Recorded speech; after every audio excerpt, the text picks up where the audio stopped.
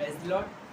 आप सभी का मिडवीक सर्विस में स्वागत है। आइए हम लोग प्रार्थना करें और फिर आराधना में चलें। प्यारे पिता परमेश्वर, प्रार्थना करते आज के समय के लिए जो आपने हमें दिया है पिता परमेश्वर, के लिए धन्यवाद करते पिता परमेश्वर। हम प्रार्थना करते पिता परमेश्वर सबको सही सलामत देकर आए पिता परमेश्वर, यहाँ तक पहुँचा उसके लिए धन्यवाद करते पिता परमेश्वर। और जो लोग आ रहे हैं रास्ते में उनको भी सही सलामत लेकर आने पाए पिता परमेश्वर, उसके लिए प्रार्थना करते हैं। हम प्रार्थना करते पिता परमेश्वर, जो भी पिता परमेश्वर आराधना करें आपको भाने पाए पिता परमेश्वर, और दिल से आराधना करें पिता परमेश्वर, आनंदित होकर पिता परमेश्वर आपकी आराधना करें। हम प्रार्थना करते पिता परमेश्वर आज के समय के लिए पिता परमेश्वर, जो भी पास्टर जी के द्वारा वचन होंगे पिता परमेश्वर, आपके द्वारा आपकी अगुवाई में होने पाए पिता परमेश्वर, आप अपनी सामर्थ्य से पिता परमेश्वर करना पिता परमेश्वर। हम प्रार्थना करते हैं कि जो भी पिता परमेश्वर सुने उसको पिता परमेश्वर ग्रहण करें और उसको चलने वाले बने पिता परमेश्वर। हम प्रार्थना करते पिता परमेश्वर, सारी चीज़ों में पिता परमेश्वर आपकी अगुवाई मांगते पिता परमेश्वर। प्रार्थना करते पिता परमेश्वर आपके अनुग्रह को मांगते पिता परमेश्वर। प्रार्थना करते पिता परमेश्वर, जो भी बाहर की आवाज़ें आती हैं पिता परमेश्वर वो ना आने पाए पिता परमेश्वर, कम से कम डिस्टर्बेंस होने पाए पिता परमेश्वर। प्रार्थना करते पिता परमेश्वर, सारी बातों को हम आपके हाथ में रखते हैं, आगे के समय को हम आपके हाथ में रखते हैं, यीशु मसीह के नाम से आमीन। गुड इवनिंग, मिडवीक सर्विस में आप सभी का स्वागत है। आइए हम परमेश्वर की आराधना करेंगे और कुछ गीतों को गाएंगे।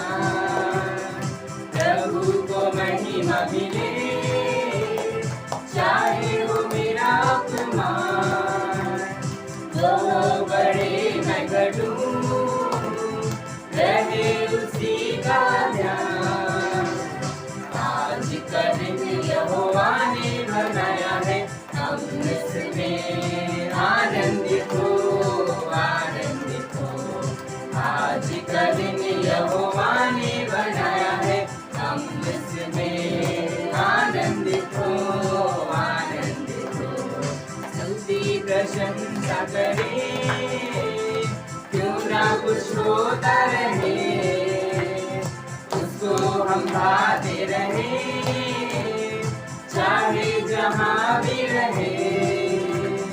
स्तुति प्रशंसा करें, क्यों ना कुछ होता रहे, उसको हम भाते रहे, चाहे जहाँ भी रहे। यहोवा ने बनाया है, हम इसमें आनंदित हो, आनंदित हो। आज का दिन यहोवा ने बनाया है, हम इसमें आनंदित हो, आनंदित हो। आता हूँ तेरे पास, मुझको है तुझसे आस, मुझको कबूल कर ले, पापों से शुद्ध कर दे। आता हूँ तेरे पास, मुझको है तुझसे आस, मुझको कबूल कर ले, पापों से शुद्ध कर दे। आज का दिन यहोवा ने बनाया है, हम इसमें आनंदित हो, आनंदित हो। आज का दिन यहोवा ने बनाया है, हम इसमें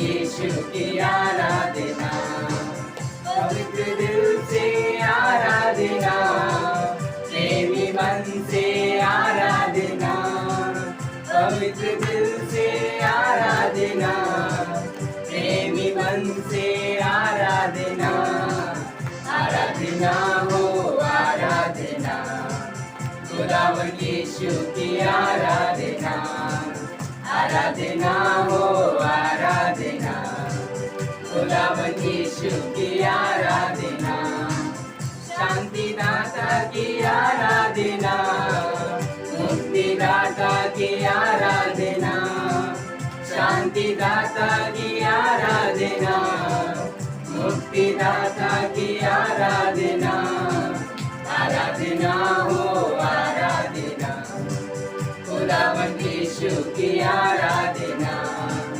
आराधना हो आराधना, खुदावन यीशु की आराधना, मेरे मसीहा की आराधना, जीवन दाता की आराधना, मेरे मसीहा की आराधना, जीवन दाता की आराधना, आराधना हो आराधना, खुदावन यीशु की आराधना, आराधना हो आराधना, खुदावन यीशु की आराधना, दूतों के संग संग आराधना, स्तुति प्रशंसा आराधना, दूतों के संग संग आराधना, स्तुति प्रशंसा आराधना, आराधना हो आराधना,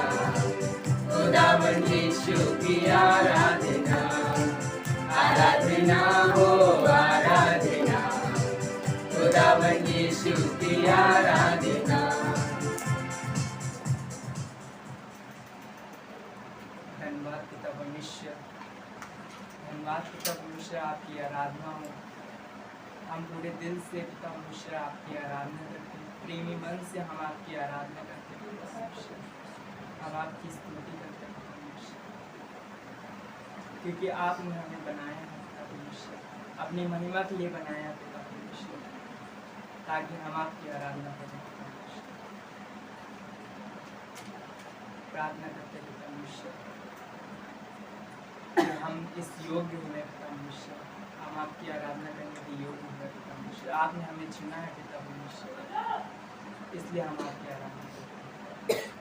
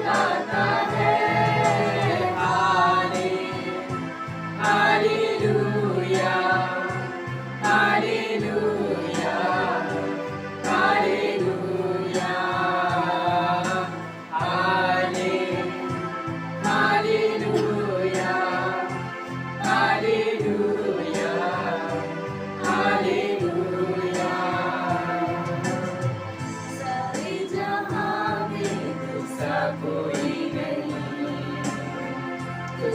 जो कोई कम है ही नहीं, खुद में मैं टेकूं बस तेरे सामने। तू है मेरा प्रभु, तू मेरा खुदा। हालेलुया, हालेलुया, हालेलुया, हालेलुया,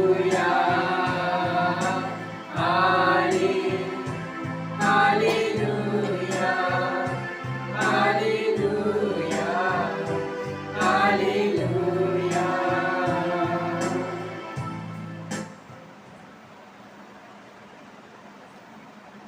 परमेश्वर धन्यवाद करते हैं परमेश्वर, हम आपकी स्तुति और महिमा करते हैं कि स्वर्ग और पृथ्वी में परमेश्वर कोई और नहीं नाम नहीं इसकी हम परमेश्वर आराधना करें परमेश्वर, सिर्फ आपका ही नाम है जिसकी हम महिमा करते हैं परमेश्वर। और धन्यवाद करते हैं कि आपने हमें चुना है कि हम उस योग्य ठहरे कि हम आपकी महिमा कर सके परमेश्वर। परमेश्वर आगे के समय को आपके हाथों में देते हैं परमेश्वर, जो भी चीज़ें हम करेंगे परमेश्वर उन सब में आप हमारी मदद सहायता करना है। छोटी सी विनती प्रार्थना को सुने में चलेंगे, हो गया? आइए संदेश में चलेंगे और हम लोग फिलिपियों की किताब 4 अध्याय और उसका वचन देखेंगे, 4 से आगे पढ़ेंगे हम लोग। फिलिपियों का 4 अध्याय वचन 4 उससे आगे देखेंगे। यहाँ पर इस प्रकार लिखा है, प्रभु में सदा आनंदित रहो। मैं फिर कहता हूँ आनंदित रहो। यहाँ पर हम देखते हैं कि परमेश्वर का वचन आनंदित रहने के लिए कहता है कि हर परिस्थिति में आनंदित रहो, हर परिस्थिति में आनंदित रहो। वचन 5 देखेंगे, आगे देखेंगे वचन 5, तुम्हारी कोमलता सब मनुष्यों पर प्रकट हो, प्रभु निकट है। 4 में कहता है हमें आनंदित रहना है, 5 में कहता है तुम्हारी कोमलता सब मनुष्यों पर प्रकट, यानी हमारी नम्रता, हमारी दीनता, हमारी करुणा, ये किसका? ये परमेश्वर का स्वभाव है, मसीह यीशु का स्वभाव है। एक वचन कहता है कि मसीह यीशु को पहन लो, पढ़ा? कहता है उसको पहन लो। पहन लेने का मतलब क्या होता है? देखो, जैसे कपड़े हम लोग पहनते हैं हम लोग वैसे दिखते हैं। कई बार लोग जब पार्टी वगैरह में जाते हैं तो बड़ी अच्छे से तैयार होते हैं ना, इंसान वही रहता है, पर जब अच्छे से तैयार होता है तो लोग बोलते हैं अरे आप बहुत हैंडसम दिख रहे हैं, बहुत खूबसूरत दिख रहा है। क्या इंसान का चेहरा बदला? नहीं, पर उसने जो पहना है वो उसकी खूबसूरती को बढ़ा रहा है ना। तो जो हम पहनते हैं वो हमारी खूबसूरती को बढ़ाता है। तो वचन कहता है कि यीशु को पहन लो, तो परमेश्वर के स्वभाव को पहन लो। यीशु को पहनने का मतलब यही है कि उसके चरित्र को अपने जीवन में उतारना है। तो यहाँ पर कहता है कि तुम आनंदित रहो और तुम्हारी कोमलता, तुम्हारी नम्रता लोगों पे प्रकट, यानी हम मन में दीन हो, नम्र हो, बुराई के बदले बुराई ना करें। कोई गाली दे तो हम सह लें, कोई अगर बुरा करता है तो उसको हम परमेश्वर के सामने ले जाएं, ना कि खुद हम उसका न्याय करें। कई बार क्या होता है, विश्वासी लोग तुरंत अपना न्याय करने पर आ जाते हैं। कैसा तुमने कैसे कह दिया, अभी के अभी फैसला करो, है ना, अभी कभी फैसला होगा। अब देखोगे 1 कुरिन्थियों में लिखता है कि तुम अन्याय क्यों नहीं सहते, भाई भाई से क्यों झगड़ा करता है, तुम क्यों झगड़ते हो, तुम अन्याय क्यों नहीं सहते। तो यहाँ पर कह रहा कि हमारी कोमलता प्रकट हो। ये नहीं लिखा है कि तुम्हारा गुस्सा प्रकट हो जाए सब पर, तुम्हारी बुराई प्रकट हो जाए सब पर, हाँ, तुम्हारा जो लालची स्वभाव वो प्रकट हो या नफरत प्रकट हो, ऐसा नहीं। हमारी दीनता, हमारी कोमलता प्रकट हो, और ये किसकी है? मसीह यीशु की। एक बात और, अगर हम अपनी फैमिली में, अपने परिवार में नम्र नहीं रहेंगे, दीन नहीं रहेंगे, कोमल नहीं रहेंगे, तो बाहर भी नहीं रहते। क्योंकि असली स्वभाव पता कहाँ निकल के आता है? घर में। इंसान कैसा है रियल में, हमारा आपका स्वभाव कैसा है, वो ऑफिस में या रिश्तेदारी में या दोस्तों में, मतलब थोड़ी छोटी सी मुलाकात में नहीं पता चलता। पति से पूछो पत्नी कैसी है और पत्नी से पूछो पति कैसे, वो जानते असली को। इसीलिए यीशु मसीह क्या बोलता है, इजराइल मैं जानता हूं तुम कैसे हो, तुम कठोर हो, तुम मन के हठी हो। क्यों? वो पति है। वो अपने लोगों को जानता है। कहता मैंने एक ऐसी हठीली जाति से प्रेम किया जो बदलती नहीं। तो परमेश्वर प्रेम करता रहता है, प्रेम करता रहता है। तो हमारी दीनता, हमारी नम्रता प्रकट होकर आनी चाहिए। आगे देखेंगे वचन 6, किसी भी बात की चिंता मत करो, परंतु हर एक बात में तुम्हारे निवेदन, प्रार्थना और विनती के द्वारा धन्यवाद के साथ परमेश्वर के सम्मुख उपस्थित किए जाए। यानी क्या कहता है, किसी बात की चिंता मत करो, परंतु हर एक बात में हमारे जो निवेदन है, हमारी जो प्रार्थनाएं हैं, विनती, प्रार्थनाएं, ये सारी चीजें धन्यवाद के साथ, धन्यवाद के द्वारा हमारे परमेश्वर के सामने, क्या लिखा है, कि परमेश्वर के सम्मुख उपस्थित किए जाए। पॉइंट ये है, कहने मतलब ये है कि जब हम इकट्ठा हों, जब हम कभी इकट्ठा हों तो संपूर्ण मन से परमेश्वर के साथ इकट्ठा हों। कभी आप ऐसी जगह, आपको आज के समय में तो 100% ये बात हुई होगी सबके साथ। कभी आपने ऐसा देखा कि आप किसी से बात कर रहे हो, आप किसी से बात कर रहे हो, किसको होता, आप किसी से बात कर रहे हो और वो आपकी बात सुन भी रहा है और दूसरी तरफ उसका ध्यान, ऐसा हुआ कई बार? आप कोई इंपॉर्टेंट बात बताना चाह रहे हो, या तो वो फोन में बिजी, हाँ अच्छा हाँ फोन में ना, या कंप्यूटर में, अच्छा आप कुछ बोले, हाँ बोलिए बोलिए, हाँ हाँ ठीक। अब आपको कैसा लगेगा? वो सुन रहा, सर हिला रहा है, मगर उसका ध्यान इधर स्क्रीन पर, हाँ हाँ ठीक है, बोलिए बोलिए। तो पता है कि आप सेटिस्फाई नहीं होंगे, हम संतुष्ट नहीं होंगे, और वो व्यक्ति भी हाँ जरूर करे पर पूरी तरीके से नहीं होगा। पॉइंट क्या है कि हमारी इच्छा ये है कि हमारी जो बात है बहुत महत्वपूर्ण है, और हमारी इच्छा है कि व्यक्ति पूरा अटेंशन दे, पूरा ध्यान दे और ध्यान से सुने, सारा काम रोक। ये परमेश्वर की इच्छा है कि जब हम उसके पास आए तो पूरे आए, आधे अधूरे ना आए, आधे अधूरे ना आए। चाहे सभा में हो, चाहे घर में हो, जब कभी आप प्रार्थना में बैठो आधे अधूरे मत बैठो। कई बार जब हम लोग बैठते हैं दिमाग में बहुत कुछ चलता रहता है, बहुत सी बातें होती। परमेश्वर को वैसा नहीं, सब कुछ उसके ऊपर छोड़ दो। क्या कहता है, किसी बात की चिंता मत करो। क्यों ना चिंता करें? हमारे परिवार में दिक्कतें हैं, हमारे घरों में दिक्कतें हैं, हमें फाइनेंस की दिक्कत है, हमारे बच्चों में पड़ोसी तंग करे, बहुत सारी चीजें, कुछ भी हो सकती है, कोई बहुत सारी परेशानी होती है। क्यों? क्योंकि थोड़ी देर पहले जो हम लोग बात कर रहे थे कि किसी के पास भी जाओ, आप सिर्फ एक बात बोल दो कि हमें दिक्कत है, फिर देखो सामने वाले, आपकी बात तो पीछे रह जाएगी, वो अपनी 4-5 गिना जाएगी। दिक्कत सबके अंदर, मगर वचन कहता है कि किसी बात की चिंता नहीं करना। अब क्यों चिंता ना करें? पता है क्यों चिंता ना करें? क्योंकि हमारा परमेश्वर हर एक चीज को संभालने में सक्षम है, इसलिए हमें चिंता नहीं, इसलिए हम फिक्र नहीं करते। तभी यीशु ने क्या बोला, बोझ से दबे हुए लोगों मेरे पास और मैं तुम्हें और बोझ दूंगा और बढ़ा दूंगा। ऐसा बोला नहीं, विश्राम दूंगा, रेस्ट देगा। रेस्ट कहाँ पर? प्राणों में। सर पे बोझ नहीं है हमारे, मगर हमारे आत्मा में बोझ है, हमारे प्राणों में बोझ है। तो वो हम परमेश्वर को समर्पित करते हैं और हम रिलैक्स हो जाते हैं, रिलैक्स हो जाते हैं। तो तभी, और जब हम रिलैक्स होंगे तभी हम आनंदित होंगे। अब सोचो, एक आदमी बहुत चिंतित है, बहुत परेशान है, बहुत तकलीफ में, वो कैसे आनंदित हो सकता है? चेहरे पर जो स्माइल भी आएगी ना, बनावटी, हाँ लोग बनावटी हंसी हंसते ना, अंदर से यहाँ बनावटी हंसी आएगी, वो असली हंसी नहीं होगी, वो आनंदित नहीं। यहाँ जो लिखा है कि मैं कहता हूँ फिर आनंदित रहो, ये सच्चा आनंद है। ये वो निर्भरता है कि जो हम परमेश्वर पर पूर्ण निर्भर हो जाते हैं और हम आनंदित रहते हैं। क्यों? खुशी इस बात की, क्योंकि हमारा सारा बोझ उसके ऊपर है और हम आनंदित, हम फ्री, कुछ भी होने दो। पौलुस ने जब ये बात लिखी थी, तो जेल के अंदर था, और उस समय की जेल आज की जैसी नहीं थी। आज की जेल तो बड़ी सुविधाजनक होती है। आज तो ये मानवाधिकार वाले जेलों में भी जाते, देखते कैदियों के साथ क्या क्या हो रहा है, तो इनको तकलीफ तो नहीं, कोई परेशानी तो नहीं। बाहर कंट्री में जाएंगे तो आपको देखेंगे जेलों में बहुत अच्छी सुविधा है। तो जेल किस बात की? जेल सिर्फ इस बात की है कि वो व्यक्ति अपने फैमिली से अलग, परिवार सारी सुविधाएं, मगर पहले की जेल ऐसी नहीं होती। पहले और बहुत सारी यातनाएं होती थी, बहुत सारी तकलीफें होती थी, ज़्यादा होती थी। ऐसे में पौलुस क्या लिखता है, मैं कहता हूँ आनंदित रहो और फिर आनंदित, सदा आनंदित रहो।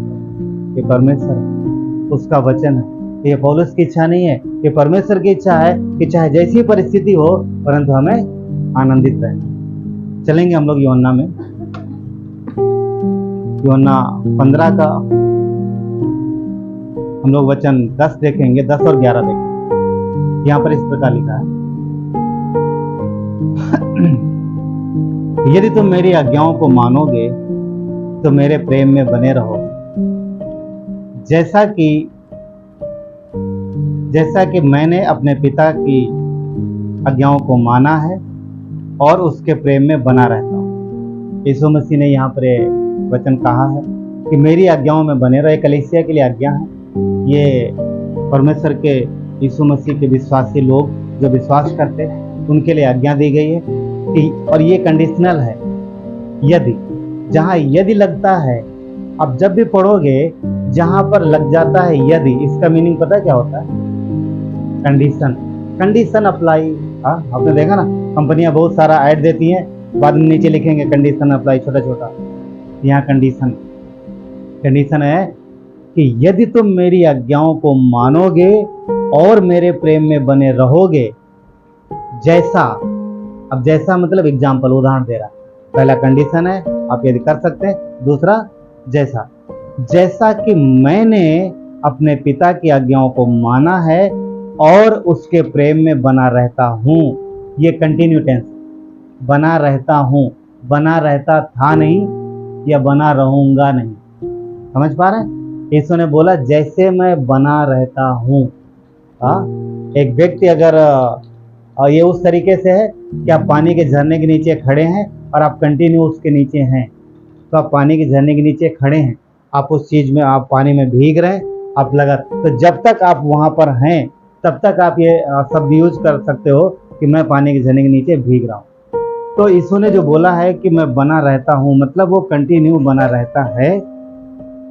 और यही आदेश उसने अपने लोगों को भी दिया है कि तुम भी परमेश्वर की आज्ञाओं में बने रहो। वचन 11 देखते हैं, मैंने ये बातें तुमसे इसलिए कही कि मेरा आनंद तुम में बना रहे और तुम्हारा आनंद पूरा हो जाए। क्यों ऐसा कहा उसने? ताकि, क्या कहता है, कि मेरा आनंद तुम में बना रहे, यानी जो मसीह का आनंद है, जो उसकी इच्छा है, जो उसके दिल में जॉय है, वो हमारे जीवन में पूरा हो जाए। और जो हमारा आनंद, यानी उसके लोगों का आनंद, जो उसकी इच्छा है, उनके लोगों की जो इच्छा है वो पूरी हो जाए। क्या ये अच्छी बात नहीं है? अच्छी नहीं, ये बहुत अच्छी बात, ये बहुत अच्छी बात है। क्यों? क्योंकि यीशु ने क्या कहा कि मेरा आनंद तुम में पूरा हो, यानी परमेश्वर की इच्छा, परमेश्वर का जॉय, परमेश्वर का आनंद हमारे और आपके जीवन में पूरा हो। ये बहुत अच्छी बात है। और साथ ही साथ इतना नहीं कहा कि सिर्फ मेरा पूरा हो, ये भी बोला है कि ताकि तुम्हारा आनंद भी पूरा हो। अच्छी बात है, बहुत अच्छी बात। सुनो, आगे बढ़ेंगे हम। ये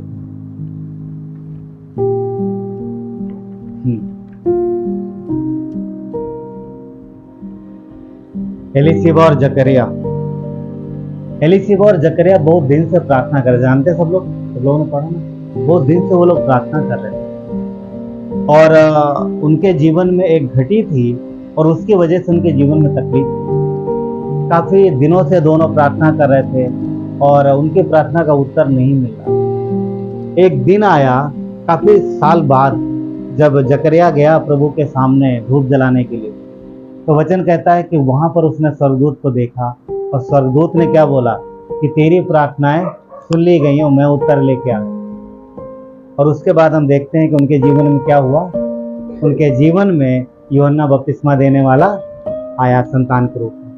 और जब ये आया तो मैं समझता हूँ कि उनके जीवन की जो घटी थी, जो कमी थी, जो तकलीफ था, उनका जो कष्ट था, वो आनंद में बदल गया। क्यों? क्योंकि इतने दिन का इंतजार था और आज पूरा हुआ। सेम हैना के जीवन में भी था। समूएल की माँ ना, समूएल की माँ तकलीफ में, परेशानी में, कष्ट में थी। अपनी दूसरी, क्या बोलते हैं उसको, सौतन ना, सौतन, हाँ बढ़िया शब्द है ना, सौतन। तन मतलब होता शरीर, सौ मतलब हाँ एक स्त्री 100 के बराबर, सौतन, ये बड़ा बढ़िया शब्द है, बहुत अच्छा फीलिंग्स के हिसाब से बहुत अच्छा शब्द इस्तेमाल हुआ यार, सौतन ना। तो उसके ताने सुन सुन करके ये बहुत दुखी हो गई और परमेश्वर ने इसकी सुनी, परमेश्वर ने इसकी सुनी और हम जानते हैं कि शमूएल इसके जीवन में आया। लिखा है उसके बाद वो कभी दुखी नहीं हुई। क्या तब दुखी नहीं हुई जब शमूएल आया? नहीं, जब उसने प्रार्थना की उसके बाद कभी दुखी नहीं हुई। क्यों? क्योंकि उसने विश्वास कर लिया कि मैं उसकी प्रार्थना सुन ली गई, तो परमेश्वर का आनंद उसके चेहरे पर आया। समझ रहे? उस समय आप पढ़ के देखो पहला शमूएल, जहां लिखा है कि उस दिन के बाद हन्ना कभी दुखी नहीं हुई, परमेश्वर का आनंद उसके चेहरे पर था और परमेश्वर ने उसका आनंद पूरा किया। यीशु ने क्या बोला? तुम्हारा आनंद, हाँ मेरा आनंद तुम में पूरा हो तो तुम्हारा आनंद पूरा हो। ये अच्छी बात है ना। सुनो, मसीह एलीशिबा के जीवन में यूहन्ना बपतिस्मा देने वाला आया, उसके जीवन में खुशी और आनंद आ गया। हन्ना के जीवन में शमूएल आया, उसके जीवन में खुशी और आनंद आ गया। हमारे आपके जीवन में पता आनंद कैसे आया? यीशु मसीह ने जब अपना क्रूस उठाया तब हमारे आपके जीवन में आनंद आया। अगर यीशु मसीह ने हमारा क्रूस नहीं उठाया, बोल सकते उसने अपना क्रूस नहीं, लिखा था उसने अपना क्रूस उठाया, परंतु उसने हमारा आपका क्रूस उठाया। अगर उसने हमारा क्रूस नहीं उठाया होता तो हमारे आपके जीवन में आनंद कभी नहीं आता और हम दुखी के दुखी हो। परंतु हर वो व्यक्ति जिसने मसीह को ठुकराया वो दुष्ट और धर्मी है, अधर्मी ठहरता, धर्मी नहीं है। पर जिसने यीशु को अपना लिया वो धर्मी है। आज संसार में बहुत सारे लोग हैं, थोड़े ही लोग हैं जो परमेश्वर पर, जो मसीह पे विश्वास करते हैं, पर जितने विश्वास करते हैं परमेश्वर उन्हें धर्मी करता है। क्यों? क्योंकि वो बचाए गए। और जो इनकार करते हैं वो दुष्ट ठहरते हैं। और वचन कहता है कि जब एक दिन वो परमेश्वर के सामने खड़े होंगे तो उनका न्याय होगा और वो खड़े नहीं रह पाए। जब जजमेंट होगा परमेश्वर के सामने तो खड़े नहीं रह सकते। भजन संहिता 1:5 कहता है, इसी कारण दुष्ट लोग अदालत में स्थिर ना रह सकेंगे और ना पापी धर्मियों की मंडली में स्थिर रह सकेंगे। क्यों? क्योंकि उन्होंने इनकार किया। एक समय है, हर चीज का समय होता है, परमेश्वर ने समय दिया है। हाँ, ये बिल्कुल सत्य बात है कि धरती पर एक भी धर्मी नहीं है, सबके सब अधर्मी है। सबने पाप किया है, सब पापी हैं। रोमियो का 3:10 कहता है कि कोई भी धर्मी नहीं, सबके सब गुनहगार है, सबने पाप किया है और कोई भी परमेश्वर के सामने खड़ा नहीं हो सकता। और धन्यवाद, यीशु ने जो क्रूस उठाया उसके बदौलत, यीशु ने जो बलिदान दिया उसके बदौलत हम आप खड़े हो सकते हैं, खड़े हो सकते हैं। वो थोड़े लोगों को बचाने नहीं आया, वो सबको बचाने आया, वो सबको रास्ता दिखाने आया, सबको दिखाने आया। भजन संहिता 91 में परमेश्वर ने बोला है, 51 में भजन संहिता 51:13 कहते हैं, मैं अपराधियों को तेरा मार्ग दिखाऊंगा और पापी तेरी ओर फिरेंगे। ये वादा था यीशु के आने के पहले का। परमेश्वर क्या बोलता है कि मैं अपराधियों को तेरा मार्ग दिखाऊंगा, अपना मार्ग दिखाऊंगा। हाँ, परमेश्वर अपना मार्ग दिखाता है तो पापी लोग तेरी ओर फिरेंगे।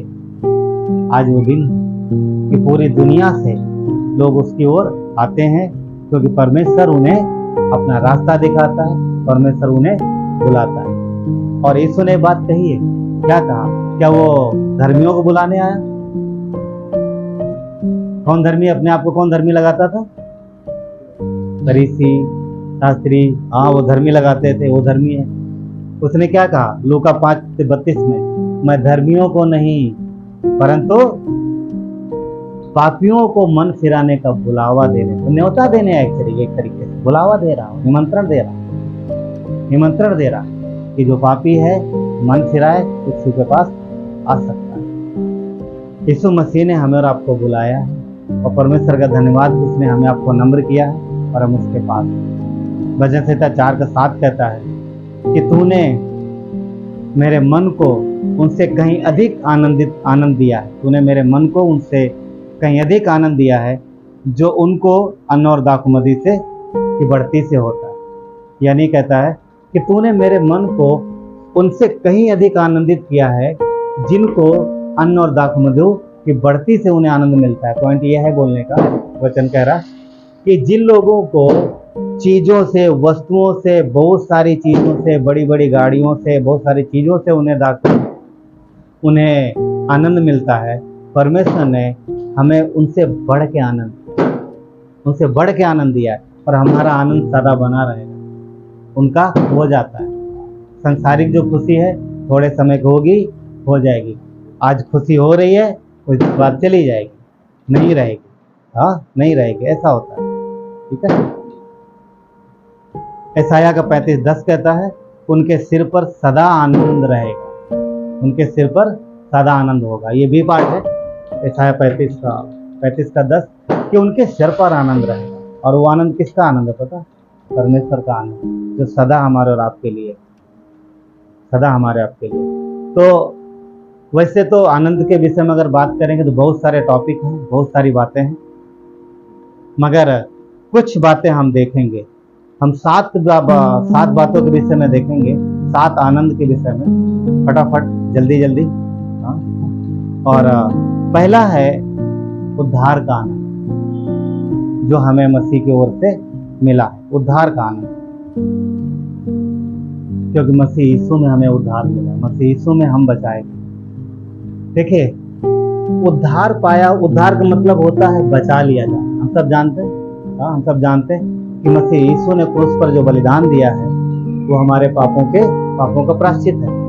तो जो व्यक्ति इस बात पर विश्वास करता है कि यीशु मसीह उसके लिए क्रूस पर मारा गया, कब्र में गया, तीसरे दिन जी उठा, जो पश्चाताप करता है, पापों से मन फिराता है, मसीह को अंगीकार करता है, उसके पीछे चल, तो 100% परमेश्वर उसे आनंद देता है, उद्धार देता है। और ये उद्धार मुफ्त है, इसके लिए हम कमाते नहीं कुछ, इसके लिए हालांकि हमें मुफ्त मिला है पर मुफ्त में है नहीं, यीशु ने बड़ी कीमत चुकाई। तो भजन संहिता 64:10 कहता है, धर्मी तो यहोवा के कारण आनंदित होकर उसका शरणागत होगा, धर्मी तो यहोवा के कारण आनंदित होकर उसका शरणागत होगा, और सब सीधे मन वाले बड़ाई करेंगे, और सब सीधे मन वाले बड़ाई करेंगे। क्योंकि जो धर्मी है वो परमेश्वर की शरण में रहेगा, वो आनंदित होगा और वो बड़ाई करेगा। क्यों? क्योंकि परमेश्वर की धार्मिकता उसके पास है, परमेश्वर का उद्धार उसके पास है, और वो जानता है कि उसका उद्धार कभी नहीं खोएगा। ध्यान रखिएगा, जो उद्धार हमें मिला है वो कभी खोएगा नहीं। बहुत सारी कलीसियाँ शिक्षा देती हैं कि अगर विश्वासी पाप करेंगे तो नरक में जाएंगे, अगर विश्वासी पाप करेंगे और नरक में चले गए तो फिर मसीह का बलिदान व्यर्थ होगा। कोई ऐसा पाप नहीं है जो इंसान को नरक लेके चला जाए यीशु के बलिदान के बाद। हाँ, पाप करने से परमेश्वर की फेलोशिप, परमेश्वर की जो सामर्थ्य वो नहीं मिलेगी, परमेश्वर का जो आपको ब्लेसिंग मिलने वाली वो नहीं मिलेगी। शैतान जीवन में आएगा, क्योंकि शैतान की ताकत क्या है? पाप। जब अदन के बगीचे में आदम हव्वा ने पाप किया तब शैतान आया। तो विश्वासी यदि पाप करेगा तो वो उसका परिणाम भुगतेगा। कारण ये है क्योंकि शैतान उसे पकड़ेगा जरूर, मगर वो नरक नहीं जाएगा, नरक नहीं जाएगा। क्यों? क्योंकि वो जो उद्धार है वो फ्री है। लूका का 10:20 कहता, आनंदित हो क्योंकि तुम्हारे नाम स्वर्ग में लिखे। क्या कहता है? आनंदित हो जाओ क्योंकि तुम्हारे नाम स्वर्ग में लिखे। और ये घटना कहाँ की पता? जब चेले आए यीशु के पास, उन्होंने बोला, प्रभु दुष्ट आत्माएं हमारे बस में हैं, हमने दुष्ट आत्माओं को आज्ञा दी, वो निकल गए, हमने बीमारियों को आज्ञा दी, वो भी चली गई, बीमारियां चली गई, और वो बहुत खुश होके आए। यीशु ने एक बात बोली, इस बात से मत आनंदित हो कि दुष्ट आत्माएं तुम्हारे बस में, इस बात से आनंदित हो कि तुम्हारे नाम स्वर्ग में लिखे गए। इसका मीनिंग ये है कि धरती पर ज्यादा जीवन नहीं है। धरती पर अच्छी बात है दुष्ट आत्मा निकल गई, परंतु खुश इस बात से हो कि तुम स्वर्ग जा। हमें इस बात से खुश होना है कि हम स्वर्गीय। यानी इसका मतलब ये है कि धरती में जो भी चीजें होती हैं वो हमारे स्वर्गीय आनंद को प्रभावित नहीं कर सकती, क्योंकि वो बड़ा है। और वो आनंद धरती की किसी भी वस्तु से, किसी भी चीजों से बढ़ के, ठीक है। तो परमेश्वर ने जो हमें उद्धार दिया है, वो उद्धार का आनंद सदैव हमारे पास एक सील है, एक सुरक्षित है। हम कभी भी परमेश्वर से अलग नहीं होंगे, कभी जुदा नहीं होंगे, कभी भी हम कभी भी किसी भी कीमत पर हम नरक की ओर नहीं जा रहे। हम कहाँ जा रहे हैं? स्वर्ग। हम स्वर्गीय हैं, हम स्वर्गीय लोग हैं। ठीक है। दूसरी बात, दूसरा आनंद, पवित्र आत्मा। पवित्र आत्मा का आनंद। पवित्र आत्मा क्या है? सहायक है, मददगार। कितनी अच्छी बात है कि एक आदमी अगर कष्ट उठा रहा, तकलीफ उठा रहा, बहुत संघर्ष कर रहा जीवन में, और कोई आ करके उसकी हेल्प करता है, कितनी आनंद की बात। क्यों? क्योंकि वो तकलीफ उठा रहा, अकेले कष्ट उठा रहा, अकेले तकलीफ उठा रहा, अकेले दिक्कत उठा रहा, और कोई आ जाता मदद करता है, कितनी अच्छी बात। परमेश्वर को पता है कि मनुष्य अपने पाप की वजह से अकेले सफरिंग कर रहा, अकेले कष्ट उठा, इसलिए उसने सहायक दिया। और वो सहायक ऐसा है, कभी भी इनकार नहीं करेगा, कभी भी छोड़ के नहीं जाएगा, कभी ये नहीं बोलेगा नहीं मैं मदद नहीं करूंगा, मैं भी थक गया हूँ। है ना? हम लोग थक जाते हैं। नहीं, आज बहुत मेहनत किया, थक गया भैया। हाँ, मैं किसी घर गया एक दिन, और वो पिता बहुत थका हुआ घर से आया, काम से आया, घर आया काम से, और आके बैठ गया। मम्मी उधर काम पे लगी, बच्चे उधर टीवी देख रहा है, एक मोबाइल खेल रहा है, किसी ने कुछ ध्यान नहीं दिया। चाहिए था कि जब पिता आया है, या पिता आए या माँ है, उससे फर्क नहीं पड़ता, कोई भी आता है तो सामने से फर्ज बनता है घर वालों का, जो भी अवेलेबल है वहां पर जाए, उनको पानी या जो भी देना चाहिए। तो मुझे अच्छा नहीं लगा, फिर मैंने बोल दिया बच्चों को कि जब पापा आए हैं काम पर से, तो आपका फर्ज बनता है कि बिना मांगे पानी दे। क्यों? 5 मिनट बाद उन्होंने आवाज दी, बेटा पानी लेके। ये दुख की बात। आजकल संस्कार बच्चों में सब आते नहीं, सब अपने में मस्त रहते, अच्छी बात नहीं। पहले ऐसी चीजें होती थी, जैसे पहुंचे तुरंत आता था पानी वगैरह, जो भी किधर भी जाओ, चाहे गेस्ट मेहमान, फिर मेहमानों को तो आज भी देते, मगर अपनों से लोग फेमिलियर हो जाते। अरे वही तो जो आ जाए, ठीक है पापा आते रहते, नहीं फर्ज बनता आधा ना। क्यों? क्योंकि माता पिता किसके लिए मेहनत करते? माता पिता अपने बच्चों, अपने परिवार के लिए मेहनत करते। बच्चे बोले नहीं आपको पता नहीं हम कितना इंपॉर्टेंट काम कर रहे हैं। ऑफ कोर्स, फिर भी ना सारी चीजें तो सहायक ना। तो पवित्र आत्मा सहायक है जो सदैव हमारे साथ रहता है, और जब भी आप पुकारोगे कभी ना नहीं करेगा। क्या अच्छी बात नहीं है? क्या इस बात से हमें आनंदित नहीं होना चाहिए कि परमेश्वर ने एक मददगार हमें दिया? पता है, आदम को जब बनाया, परमेश्वर ने देखा कि आदम अकेला है, उसे एक सहायक की जरूरत है, और उसने पत्नी दिया, और आदम बहुत खुश हुआ। आदम बहुत खुश हुआ। पाप के बाद परमेश्वर ने फिर देखा मेरे बच्चों को सहायक की जरूरत है, इन्हें अभी दोनों को सहायक की जरूरत है, इसलिए बोला कि अब मैं खुद ही आऊंगा। पवित्र आत्मा, यीशु का ही आत्मा, परमेश्वर ही है, इसलिए वो सदैव हमारे साथ। ये हमारे लिए आनंद की बात है, आनंद की बात। इफिसियों का 1:13 कहता, उसी में तुम पर भी जब तुमने उस सत्य का वचन सुना जो तुम्हारे उद्धार का सुसमाचार है, जिस पर तुमने विश्वास किया और प्रतिज्ञा किए हुए पवित्र आत्मा की छाप लगी। तो हमारे और ऊपर उसने सील लगा दिया, पवित्र आत्मा की छाप लगी है। छाप का मतलब यह है कि सील किए गए हैं, हमारे साथ पवित्र आत्मा हमेशा रहता है, कभी भी विश्वासियों को छोड़ के नहीं जाता। तो एक अच्छी बात है कि कभी भी आप अकेले नहीं हो। कई बार लोग बोलते ना, अरे भैया अकेले हमसे नहीं होगा।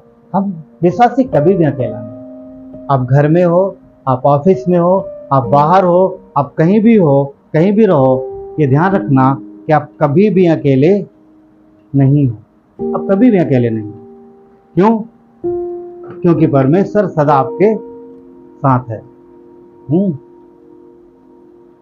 परमेश्वर सदा आपके साथ है। तो पवित्र आत्मा ने हमें हमारी मदद और सहायता के लिए, वो कन्विक्ट है, वो सदैव हमारे साथ रहता है, वो हमारे अंदर रहता है, कभी हमें छोड़ के नहीं जाता। ये हमारे आपके लिए बहुत अच्छी बात है।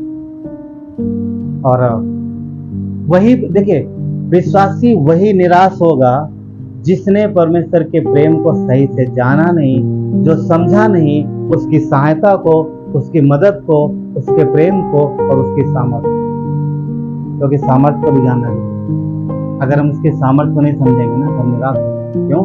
क्योंकि अगर आनंद भाई ने बोला कि पास्टर जी आपकी मैं सहायता करूंगा और मुझे मालूम है कि नहीं कर सकते तो मुझे उम्मीद नहीं रहेगी। उदाहरण बता रहा हूँ, हाँ उदाहरण बता रहा हूँ। तो मुझे पता आप नहीं कर सकते तो आपके बोलने से भी कोई फर्क नहीं पड़ता, फॉर एग्जाम्पल उदाहरण तौर पर। परंतु अगर मुझे मालूम है कि ये कर सकते हैं, जितना कह रहे हैं उससे बढ़ के, तो फिर मैं श्योर हो जाऊंगा हाँ करेंगे। क्यों? क्योंकि प्रेम करते हैं। तो परमेश्वर सब कुछ कर सकता है, कुछ भी असंभव नहीं है उससे, इसलिए हम आनंदित होते हैं। और दूसरी बात एक चीज और भी है, मैं बोल चुका हूँ, कभी ना नहीं करता। हाँ ना करेगा, ना करता है। बुराई के कामों में कभी भी परमेश्वर साथ नहीं देगा। खुश होने की जरूरत नहीं। हाँ एक विश्वासी खुश है कि अरे हाँ परमेश्वर मेरे साथ रहता है, कभी ना नहीं करेगा, आओ चलो हम लड़ाई करने चलते प्रभु मेरे साथ। पुराने नियम में लड़ाई करने गए लोग, परमेश्वर साथ था, मगर परमेश्वर की इच्छा अनुसार गए। हाँ अगर अपनी मर्जी से जाएंगे तो परमेश्वर साथ नहीं। आज लड़ने के लिए मना किया, वो खुद लड़ता हमारी ओर। अगर हम बुराई का काम करेंगे तो परमेश्वर साथ नहीं है। आदम ईव ने पाप किया, परमेश्वर साथ नहीं है, पर अगर उन्होंने पश्चाताप किया वो साथ है। तीसरी बात, कलीसिया, देह का आनंद, फैमिली, परिवार का आनंद, परिवार का आनंद बोल सकते, देह का आनंद। ये तीसरी बात। कितनी अच्छी बात है कि परमेश्वर ने, मसीह यीशु ने हमें विश्वास करने के बाद अकेला नहीं छोड़ा। धरती के हिसाब से बताओ, ऑलरेडी हमारे साथ आत्मिक तौर पर पवित्र आत्मा दिया। तीसरी बात, उसने एक फैमिली दे दिया, एक परिवार दे दिया।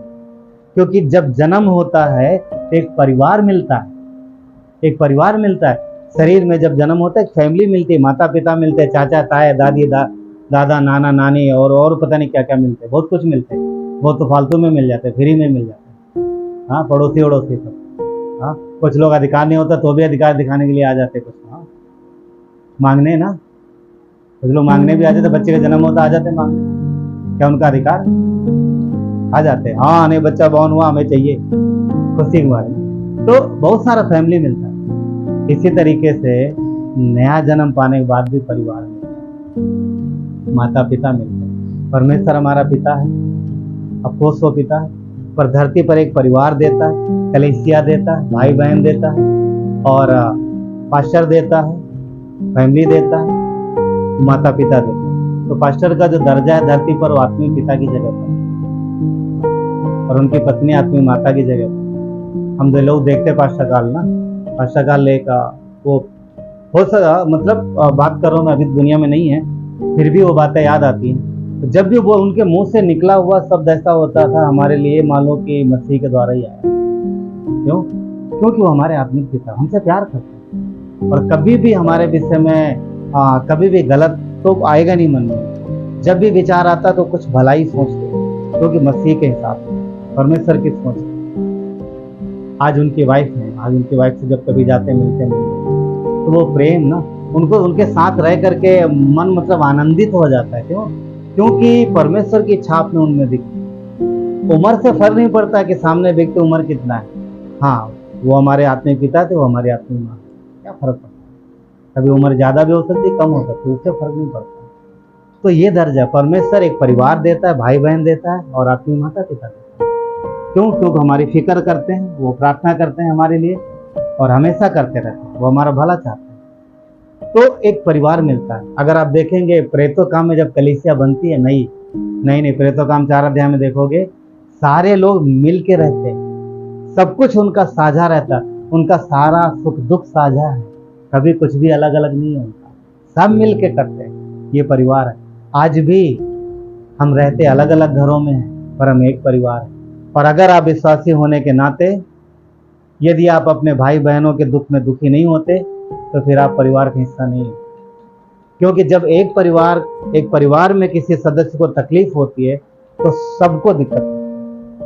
अगर हमारे भाई बहन तकलीफ में और हम आनंदित हैं और हमें दुख नहीं है, हम उनके दुख में साझा नहीं है, तो फिर शायद हमने मसीह के परिवार को अपना परिवार माना नहीं। होना चाहिए।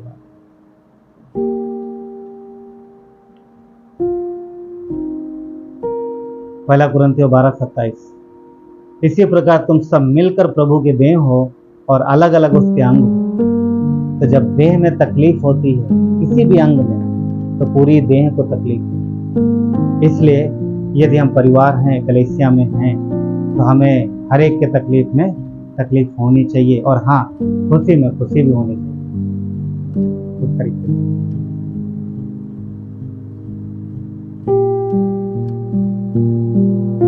मत्ती का 11:25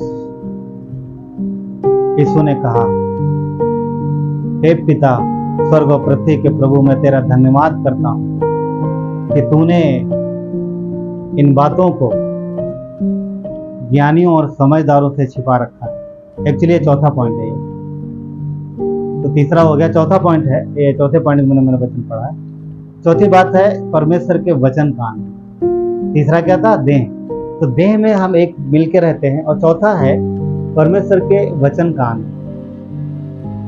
तो पहला हो गया, दूसरा हो गया, तीसरा, चौथा है वचन कान। क्यों? वचन क्या है? वचन परमेश्वर की प्रॉमिस है, वादे। वचन क्या है? प्रॉमिस है। आप पढ़ के देखो, पवित्र शास्त्र में सैकड़ों वादे हैं, और परमेश्वर ने एक बार नहीं, दो तीन जगह वचन लिखा। क्या लिखा? ईश्वर मनुष्य नहीं है कि झूठ बोले। तो ये भी कहता है कि मैंने जो कहा वो होगा। आकाश और पृथ्वी टल जाएंगे, परंतु मेरी बातें नहीं टलेंगी। तो प्रॉमिस जो उसने हमें वादे दिए, जो वचन उसके मुंह से निकले, जो उसने कहा है कि मैं तुम्हें आग की पुतली जैसा संभालूंगा, तो संभालेगा। मैं सदा तुम्हारे साथ हूँ, है हमारे साथ। डरो मत, चिंता मत करो, मैं तुम्हारे साथ हूँ। बोला ना कि कितनी बार आप पढ़ते हैं ना, वो हमारे साथ। तो उसका वादा, उसका जो वचन जो हमारे लिए दिया गया, एक ये हमारे लिए आनंद है। क्यों? क्योंकि उसने हमें प्रॉमिस दिया। मत्ती का 11:25 जो हमने पढ़ा, क्या कहता? कि हे स्वर्ग और पृथ्वी के प्रभु, मैं तेरा धन्यवाद करता हूँ कि तूने इन बातों को ज्ञानियों और समझदारों से छिपा रखा, परंतु बालकों पर प्रकट किया। बालकों पर किस पे प्रकट किया? अपने बच्चों पर। आज देखिए, कई सारे अविश्वासी भी इस परमेश्वर के वचन को पढ़ते हैं, पर उनका पढ़ना और हमारा पढ़ना अलग है। वो अलग तरीके से पढ़ते हैं, उनको समझ नहीं आता। क्यों? क्योंकि आत्मा नहीं है उनके पास। वचन को समझने के लिए पवित्र आत्मा चाहिए। पवित्र आत्मा की मदद से हम उसके जैसा समझ पाएंगे जैसा परमेश्वर चाहता है। तो परमेश्वर ने हमें पवित्र आत्मा दी है, और उसने हमें समझ दी है, ताकि हम उसके वचन को समझ सकें और उसके वादों पर भरोसा कर सकें। यीशु ने क्या बोला था? एक जगह वचन लिखा है, उसने चेलों की समझ खोल दिया कि पवित्र शास्त्र को समझ सके। तो परमेश्वर का धन्यवाद कि उसने हमें प्रॉमिस दी और हम इन बातों को समझ सकते हैं।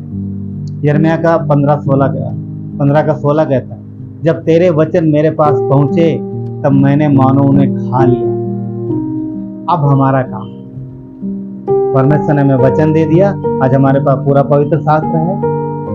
अब यिर्मयाह जैसे कहता है 15:16 में कि जब यिर्मयाह के पास परमेश्वर का वचन पहुंचा, तो बोलता मैंने खा लिया।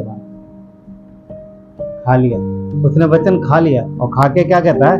आगे पढ़ते हैं, कहता है जब तेरे वचन मेरे पास पहुंचे, तब मैंने मानो उन्हें खा लिया, और तेरे वचन मेरे हृदय में, मेरे मन में हर्ष और आनंद का कारण हुए। तो यिर्मयाह लिख रहा है कि परमेश्वर का जो वचन है, उसके मन में हर्ष का कारण हुआ, आनंद का कारण हुआ। और जो खा लेना है वो मेडिटेशन है। एक विश्वासी होने के नाते परमेश्वर के वचन पर मेडिटेशन करना जरूरी है।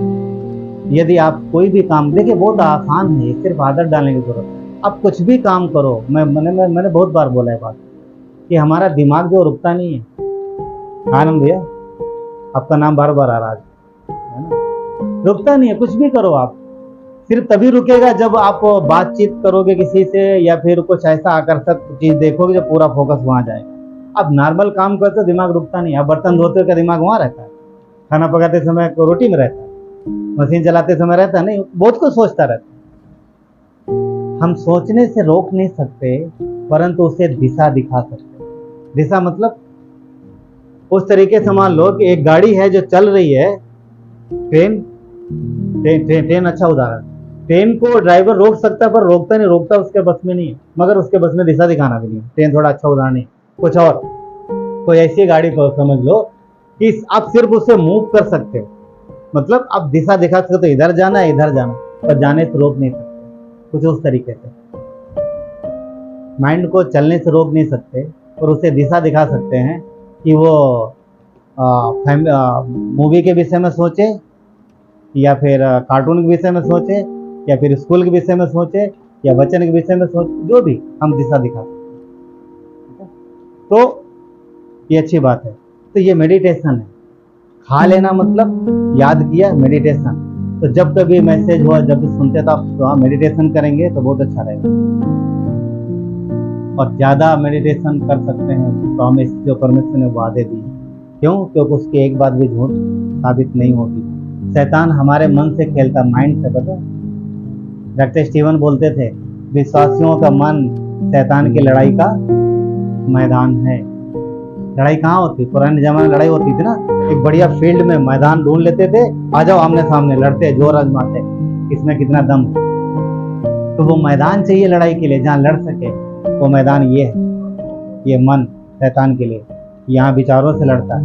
इसलिए परमेश्वर के वादों पर भरोसा रखे, शैतान को मौका देने की उसे मौके नहीं मिलेगा। नंबर 5 आगे देखते, विश्वास का आनंद। वचन हो गया, वचन पढ़ लिया। अब वचन में विश्वास मिलाने की जरूरत है। अगर विश्वास नहीं मिलाया तो फिर स्वाद नहीं आएगा, वो मजा नहीं आएगा, हाँ, आनंद नहीं आएगा।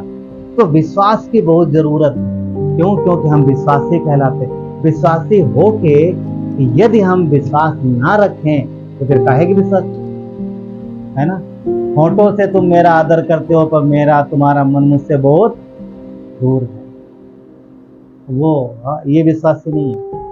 प्रेरितों काम के 11:26 में लिखा है कि चेले विश्वासी कहलाए, क्योंकि यीशु के पीछे चलते थे। दुनिया ने नाम दिया, ये मतलब लोगों ने नाम दिया कि विश्वास करने वाले विश्वासी हैं।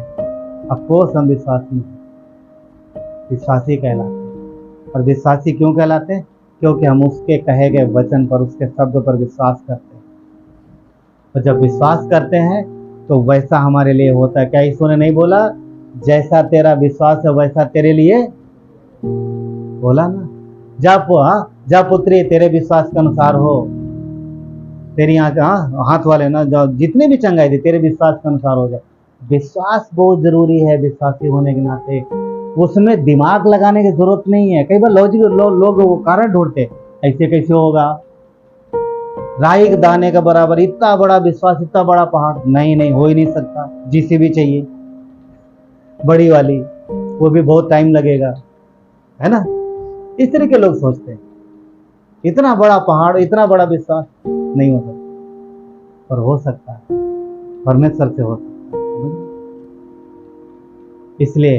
इसलिए सचेत रहना। क्यों? ऐसे विचार दुनिया से आएंगे दिमाग में, जो लॉजिक ढूंढेंगे। हो ही नहीं सकता जैसा लिखा है, नहीं हो सकता, पर हो सकता है। जो मनुष्य से नहीं हो सकता वो परमेश्वर से हो सकता है। इसीलिए 1 कुरिन्थियों का 16:13 क्या कहता है? जागते रहो, विश्वास में स्थिर रहो। क्यों? क्योंकि शैतान को क्या चाहिए पता? एक विश्वासी का अगर विश्वास निकल जाए उसके अंदर से तो क्या हो गया? अविश्वासी खत्म, लाइफ खत्म। तो शैतान को विश्वास चाहिए। उसका पता, उसका भोजन क्या है? शैतान का भोजन क्या है? भेद। वो विश्वास खाता है, उसका भोजन है विश्वास। वो विश्वासियों के अंदर से वो विश्वास खींचता है और उसके अंदर शक डालता है, डाउट डालता है, और उसका काम हो जाता है, उसका पेट भर जाता है। इसीलिए जागते रहो, विश्वास में स्थिर रहो, पुरुषार्थ करो, बलवंत हो। जागते रहेंगे, सचेत रहेंगे, पुरुषार्थ यानी विश्वास में मेहनत करेंगे, वचन की पढ़ाई में मेहनत करेंगे, मेडिटेशन में मेहनत करेंगे, बलवंत ताकतवर बनेंगे। इसीलिए आगे मरकुस 9:23 क्या कहता है? विश्वास करने वालों के लिए सब कुछ हो सकता है। और शैतान क्या बोलेगा? बेकार है तुम्हारा विश्वास करना, तुम्हारे लिए कुछ नहीं होगा। और वचन कहता है विश्वास करने वालों के लिए सब कुछ हो सकता है। नंबर 6, सुसमाचार का आनंद। गॉस्पल, सुसमाचार एक आनंद है। हमें सुसमाचार के द्वारा बचाया गया है। सुसमाचार में पावर है, सुसमाचार में शक्ति है, सुसमाचार डायनामाइट से भी ज़्यादा पावरफुल है। वो किलों को ढा देता है, वो मरते हुए इंसान को बचा लेता है। एक आदमी, शायद मैंने ये बात बोला बताई होगी, एक आदमी जो है बहुत दुखी था, बहुत परेशान था, और उसने निश्चय किया कि वो सुसाइड करेगा। उसने सारा अरेंजमेंट कर लिया, फंदा वंदा बना लिया, सब कुछ तैयारी कर ली, चढ़ गया, डाल लिया और बस लटक कूदने ही जा रहा था। तभी घंटी बजी, टिंग टोंग, दरवाजे घंटी बजी ना। अब घंटी बजी है तो चाहे जो भी हो ध्यान तो जाता ही है। फिर बजी, बजती जा रही है। उसने बोला यार देखना पड़ेगा, बाद में मरना, अभी थोड़ी देर के लिए कैंसल। फंदा निकाला, दरवाजे पे गया, एक बंदे ने दरवाजा खोला, बोला यीशु मसीह आपसे प्रेम करता है, यीशु मसीह आपसे प्रेम करता है, क्या मैं 2 मिनट बात कर सकता हूँ? निराश था, आ जाओ। बैठ के बात किया, उसका मरना कैंसिल हो गया। क्यों?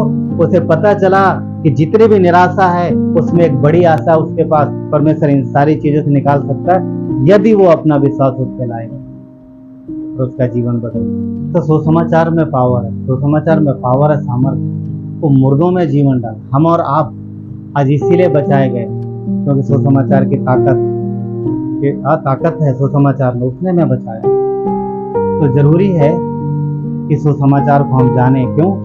क्योंकि हमारे और आपके जीवन में जो आनंद आया है सुसमाचार की वजह से, तो ये आनंद दूसरों के जीवन में भी जा सकता है। किसके द्वारा? हमारे आपके द्वारा। और ये परमेश्वर की इच्छा है। क्या बोला उसने? तो यीशु ने क्या बोला? वो पापियों को मन फिराव का बुलावा देने आया। यीशु ने क्या बोला? मैं पापियों को ढूंढने आया। कैसे ढूंढेगा? हमारे आपके द्वारा। तो उसने हमें सुसमाचार दिया है और उसके द्वारा हमें आनंद पहुंचा है। तो सुसमाचार के द्वारा दूसरों तक आनंद पहुंच सकता है और पहुंचता है, और हमारे आपके द्वारा भी पहुंचा है और पहुंचता रहे। ये परमेश्वर की इच्छा है। प्रेरितों के काम के 16 अध्याय में 25 से 34 में देखोगे, दरोगा जो पौलुस और सिलास जेल में बंद थे, उनके द्वारा जब उसने देखा कि नहीं इतने अद्भुत तरीके से वो बचे और ये भागे नहीं, हम सब जानते हैं उस कहानी को, उसने विश्वास किया और उसके जीवन में उद्धार आया। तो यीशु ने पौलुस ने उसको सुसमाचार सुनाया और उसका पूरा घराना उद्धार में आया। बच गए वो लोग, तकलीफ परेशानी से उनके जीवन में मसीह का आनंद आया। तो सुसमाचार के द्वारा आनंद आता है। और वचन अगला देखते। तो सुसमाचार जो है वो आनंद है, हमारे जीवन में आया। और आखिरी, क्योंकि और भी पॉइंट हो सकते पर इतने रखेंगे। 7, अनंत जीवन का उद्धार, अनंत जीवन का आनंद, यानी स्वर्ग का आनंद, अनंत जीवन का उद्धार। अनंत जीवन किसके हिस्से में है? हमारे हिस्से में। उद्धार पाए हुए लोगों के हिस्से में। क्यों? क्योंकि वो मसीह की ओर से मिला। परमेश्वर ने हमें अनंत जीवन दिया है। हम कभी मरने के नहीं, हम कभी परमेश्वर से दूर नहीं होंगे, हमारा जीवन कभी खत्म नहीं होगा, हमारी आशा कभी नहीं खत्म होगी, और चाहे हम मर भी जाएं तो भी जिएंगे। पता है विश्वासी जब मरते हैं, देखिए बहुत से विश्वासी जो नहीं समझते वो बहुत रोते पीटते हैं, अरे मैं मर गया। हम रो तो नहीं सकता मैं उस तरीके से, पर बहुत लोग मरते हैं, रोते पीटते हैं। शायद उन्हें पता नहीं कि विश्वासी कभी मरते हैं। हम जहाँ से आए हैं वापस वहीं जा रहे हैं, और जो धरती पर है थोड़े दिन बाद वो भी आ रहे हैं। तो थोड़े समय के लिए बिछड़ रहे हैं, सदा के लिए नहीं। हम सब मिलने वाले थे, एक दिन सब मिलने वाले हैं। तो जब बिछड़ नहीं रहे हैं, मिलने वाले, तो दुख का है। क्यों दुखी हो? आनंद, जो अगर अनंत जीवन को जानता है वो नहीं रोएगा। एक लेडी थी मुंबई में, उन्होंने भी जानते, हम सब जानते भी। उनके 2 बेटे थे। एक बेटे की पहले डेथ हो गई थी किसी वजह से, और एक बेटे ने फांसी लगा ली, खुदकुशी कर ली। वो ज़्यादा फेलोशिप में नहीं थे बच्चे। माँ बहुत अच्छी विश्वासी थी, पर बच्चे बिजी थे, मतलब काम वगैरह में बिजी रहते थे, वो इतना ज़्यादा फोकस नहीं था। क्योंकि विश्वासी कभी भी खुदकुशी नहीं करेगा, क्योंकि चाहे जैसी परिस्थिति हो परमेश्वर उससे निकालता है। तो वो 2 जवान बच्चे थे, और एक पहले मर गया, दूसरा बाद में मरा। गवाही ये है कि उसने फ्यूनल पे बहुत सारे रिश्तेदार आए, सबको बुलाया, मगर उसकी माँ एक भी आंसू रोई नहीं, उनके साथ नहीं रोई। तो लोग बोले अरे ये कैसी माँ है? दोनों बच्चे, बुजुर्ग थी, दोनों बच्चे मर गए, कोई सहारा नहीं, इसका अकेले ये रो नहीं रही है। तो बाद में उसने किसी को बोला मैं क्यों रो उनके सामने, हाँ मेरा बच्चा गया है, मुझे दुख है क्योंकि अब मेरे साथ नहीं है, पर मैं निराश नहीं हूँ क्योंकि मुझे मालूम है थोड़े दिन बाद मैं भी जा रही हूँ, मैं भी उसके साथ रहूँगी। तो उसने फिर बुलाया था पास्टर को, मतलब पास्टर लोग भी गए थे। पास्टर को बोला पास्टर ये इनमें से बहुत हैं जो परमेश्वर को नहीं जानते, आप बताओ। तो पास्टर ने वहाँ अच्छा संदेश प्रचार किया और बहुत सारे लोगों ने ध्यान से सुना। मुझे नहीं पता, हो सकता कईयों ने यीशु को ग्रहण किया हो, और ग्रहण किया होगा तो परमेश्वर का वचन क्या कहता है, अगर उसने क्षमा मांगा, मसीह को ग्रहण किया, अनंत जीवन उसका, तो उसके जीवन से मौत निकल गई और परमेश्वर का जीवन उसके जीवन में आ गया, और वो सदा के लिए। तो हमारे विश्वासी मरते हैं शरीर में जरूर, पर हमेशा के लिए नहीं। हम कभी भी परमेश्वर से अलग नहीं हो सकते, और कोई भी चीज़ हमें अलग नहीं हो सकती ना, कोई भी चीज़ अलग नहीं कर सकती। हम स्वर्ग में रहेंगे और वहाँ पर जब हम जाएंगे, एक दिन एक समय आएगा जब हम परमेश्वर के पास होंगे, कोई बीमारी नहीं, कोई दर्द नहीं, कोई कष्ट नहीं, कोई किसी प्रकार की नीड नहीं, कोई ज़रूरत नहीं, कोई गाड़ी नहीं चाहिए, कुछ भी नहीं चाहिए। हम सारी, क्योंकि परमेश्वर परिपूर्ण है और हम उसके साथ रहेंगे, हमें कोई आवश्यकता नहीं होगी। तो अनंत जीवन का आनंद, ये सुरक्षा है हमारे लिए कि हम कभी भी परमेश्वर से अलग नहीं होंगे। यूहन्ना 15:11 वचन क्या कहता है, परमेश्वर ने हमें अनंत जीवन दिया है, ये उसके पुत्र में है, मसीह यीशु में हमें अनंत जीवन मिला है। और 15:11 नहीं, 5:11, पहला यूहन्ना 5:11 और पहला यूहन्ना 5:13 क्या कहता है, मैंने तुम्हें जो परमेश्वर के पुत्र के नाम पर विश्वास करते हो इसलिए लिखा है कि तुम जानो कि अनंत जीवन तुम्हारा है। अनंत जीवन किसका है? हमारा है, जो उस पर विश्वास करते हैं। तो पहला यूहन्ना में जो परमेश्वर ने बोला कि अनंत जीवन हमारा है, तो आनंद जो मसीह का आनंद है वो सदा, यीशु ने हमें इसीलिए बुलाया। उसमें यूहन्ना की पत्री में हम लोगों ने पहला क्या पढ़ा था, यूहन्ना सुसमाचार, यीशु ने क्या बोला कि ये बातें मैंने तुमसे इसलिए कही हैं कि मेरा आनंद तुम में पूरा हो जाए और तुम्हारा आनंद बना रहे। मसीह का आनंद हम में पूरा हो और हमारा आनंद जो है वो बना रहे, वो भी पूरा हो। यानी वचन इस प्रकार कहता है, यूहन्ना 15:11, मैंने ये बातें तुमसे इसलिए कही हैं कि मेरा आनंद तुम में बना रहे और तुम्हारा आनंद पूरा हो, हमारा आनंद पूरा हो। ये परमेश्वर का वचन है। तो परमेश्वर जो हमसे प्यार करता है, वो हमें हम सबको आनंदित देखना चाहता है और हम आनंदित रहें, ये उसकी इच्छा। आइए प्रार्थना करें। सारे परमेश्वर धन्यवाद देते हैं आपकी दया कृपा के लिए, तो आपकी महिमा हो। धन्यवाद इन सारी बातों के लिए परमेश्वर, जो आपने ये प्रभु आपने हमसे जो प्रेम किया पिता, और हमें एक सच्चा आनंद दिया जो कभी भी हमसे अलग नहीं होगा, कभी वो हमारा आनंद खोएगा नहीं, क्योंकि आपकी ओर से। धन्यवाद देते, आगे के समय को आपके हाथों में सौंपते हैं। प्रार्थना उद्धार करता मसीह यीशु के नाम।